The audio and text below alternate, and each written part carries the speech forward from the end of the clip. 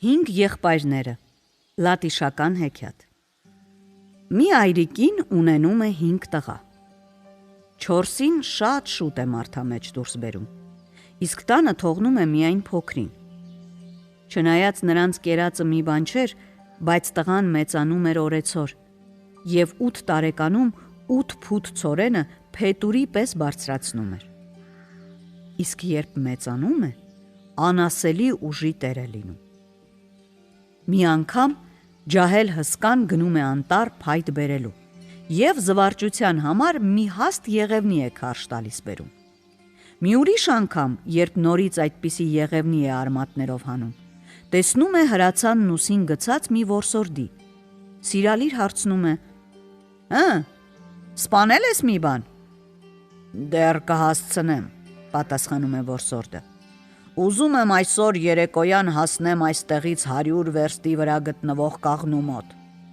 Այդ կաղնու ճյուղին նստած է մի փոքր մոծակ։ Ես ուզում եմ այդ մոծակի ձախ աչքին կրակել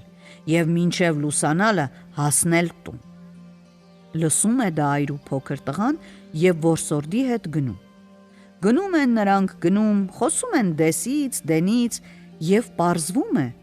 որ իրենք եղբայրներ են։ Նրանք այնպես են ուրախանում անսպասելի հանդիպումից, որ չեն նկատում, թե ինչպես են կտրում անցնում 30 վերստ։ Հանկարծ տեսնում են մի մարդ է գալիս սուլելով, գլխարկը թեք դրած, ուր որ է կընկնի։ Ով ուրախ է, խոսելու հավես է ունենում։ Եղբայրները կանգնեցնում են սուլողին և հարցնում. Ինչու է գլխարկդ մի ականջիդ վրա ընկած։ Եթե գլխարկս ուղիղ հագնեմ, ապա տների պատերից ու գլխարկիս ծայրերից սառցիս լուլաներ կկախվեն։ Խոսքից խոսք է բացվում,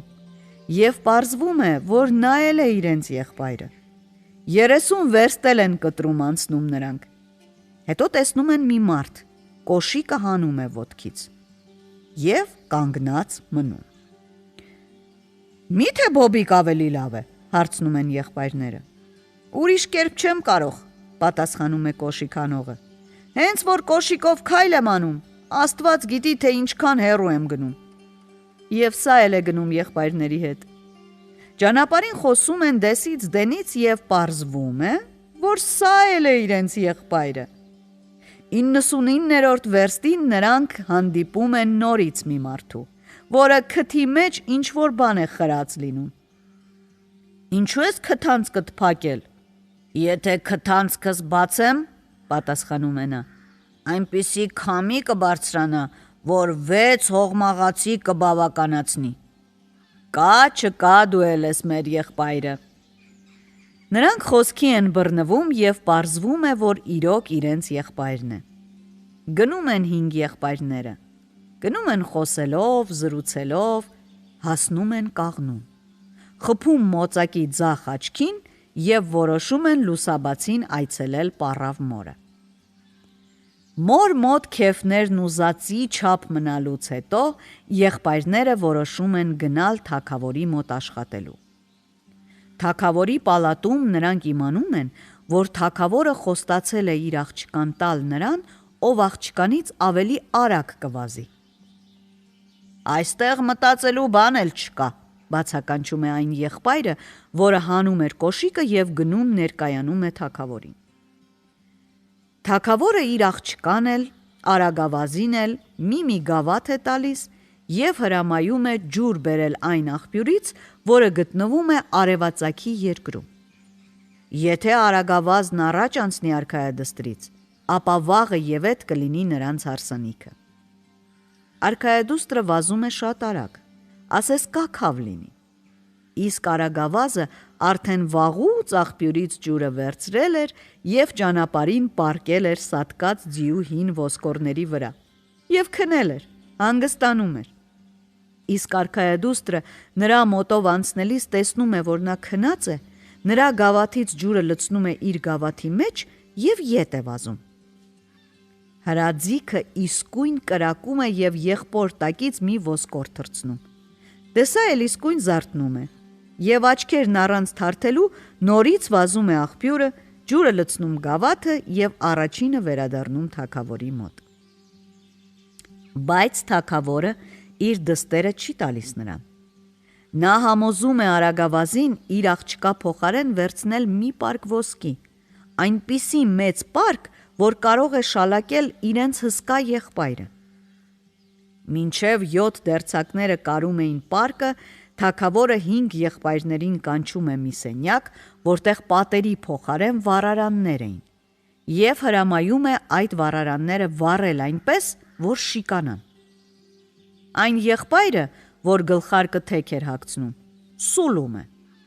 «Ոչինչ, ոչինչ, թող վառարանները վառեն, հենց որ գլխարկս աջ թեքեմ, մի վայրկյանում կսառեն»։ Այդպես էլ լինում է։ 3 օր ու գիշեր վառում են վառարանները։ Դրանք արդեն ճակճկում են շիկանալուց, իսկ եղբայրների սենյակում հով է։ 3-րդ օրը թագավորը շատ է զարմանում, որ նրանք ողջ են, բայց ոսկու պարկը դերձակները արդեն կարած են լինում, և ուզած-չուզած եղբայրների վարձը պետք էր տալ։ Դատարկում են մի գանձարանի ոսկիները, դատարկում են մյուս գանձարանի ոսկիները, իսկ պարկը դեռ կիսով չափ է լցված։ Բոլոր գանձարանները մաքուր դատարկում են և միայն այդ ժամանակ պարկը լցվում է։ Ուժեղը պարկը գցում է ուսին ու ասես փետուր շալակած լինի, շարժվում է առաջ, իսկ արագավազն ու մյուս եղբայրները հետևում են նրան։ Ափսոսում է թագավորը իր ոսկիները, կանչում է զինվորներին և հրամայում պարկը խլել նրանցից։ Բայց հիմա էլ քամի փչողը բացում է իր քթանցքը և այնպիսի մի հողմ է փչում, որ թագավորի զինվորները փոշու պես ետ են թռչում։ Միայն մի զինվոր է խճճվում ծառի արմատների մեջ։ Նա մինչև հիմա էլ երևում է այնտեղ է, եթե արմատներին հեռվից նայեք, կտեսնեք։